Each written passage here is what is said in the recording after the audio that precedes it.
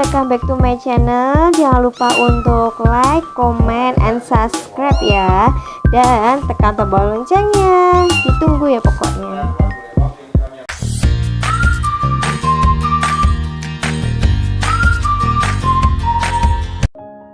Assalamualaikum. Kali ini kita akan bahas terkait teks editorial. Mungkin dari kalian sudah ada yang pernah mendengar apa itu teks editorial dan bahkan ada yang baru pertama kali mendengar teks tersebut.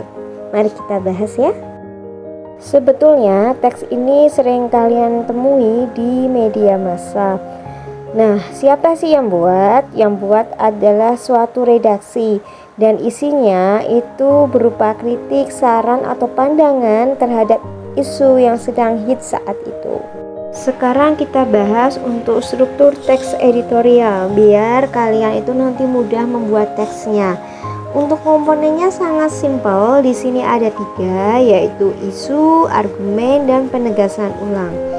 Nah, ketika kita masuk isu, berarti kita sebutin tuh apa yang akan menjadi pokok bahasan kita. Apa sih yang sedang itu ditulis di bagian isu. Kemudian setelah itu kita ke argumen. Kalau kita bicara argumen, berarti kita menjabarkan apa yang ada di isu itu dijabarkan panjang lebar di bagian argumen. Pandangan redaksinya itu diletakkan di bagian argumen dan di argumen itu bisa didukung dengan fakta. Ya, itu boleh sebagai penguatnya seperti itu. Kemudian yang ketiga adalah penegasan. Nah, kalau bicara penegasan itu bisa kita sebut sebagai kesimpulan atau bisa kita berikan solusi, itu di bagian penegasan. Gimana? Paham gak untuk strukturnya dulu? Kita sekarang ke contoh isu. Coba kita baca dulu ya. Tanpa terasa, sistem pembelajaran daring sudah berjalan 2 tahun. Tentunya selama kegiatan berlangsung pasti banyak permasalahan yang terjadi. Mungkin yang tampak saat ini adalah menurunnya semangat belajar siswa. Kalian bisa tebak tidak kira-kira menjadi isu apa coba? Ya, yang akan menjadi isu adalah menurunnya semangat belajar siswa. Nah, kita kan udah tentuin isunya tuh, bahwa tadi menurunnya semangat belajar siswa. Coba kita cek di bagian argumen menjabarkan itu atau tidak ya. Di argumen disebutkan menurunnya minat belajar dapat dilihat saat pengumpulan tugas. Seringkali dijumpai anak yang membuat tugasnya terlambat, bahkan ada pula yang menunggu dihubungi gurunya baru mulai mengerjakan tugas.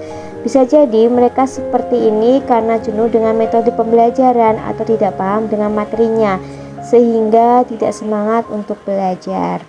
Nah, di sini dijelaskan ya di argumennya bahwa menurut pandangan si penulis bahwa yang membuat menurunnya minat belajar atau semangat belajar siswa itu karena bisa jadi metode pembelajaran yang kurang menyenangkan atau mereka tidak paham materi sehingga tidak semangat untuk belajar lagi, seperti itu.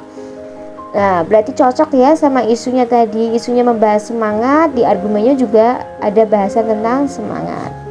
Kalau kita intip untuk penegasan, kalimatnya menumbuhkan motivasi belajar di era ini memang memerlukan kreativitas guru dalam menerapkan metode pembelajaran. Namun, hal tersebut juga tidak bisa terlepas dari kesadaran siswa juga bahwa belajar itu kebutuhannya. Semoga kelak dengan meningkatnya motivasi belajar beriringan dengan meningkatnya prestasi peserta didik. Nah, kalau kita tengok di bagian penegasan ini berupa solusi dan berupa harapan. Solusinya apa sih? Solusinya untuk meningkatkan minat belajar itu harus merubah pola dari guru dan dari siswanya. Seperti itu yang dipikiran seorang redaksi. Kemudian untuk harapannya nanti ketika kelak motivasi belajar naik, prestasinya juga ikut naik. Nah, cukup ini yang bisa saya sampaikan. Semoga bisa bermanfaat untuk kalian. Sampai ketemu lagi di YouTube selanjutnya. Thank you.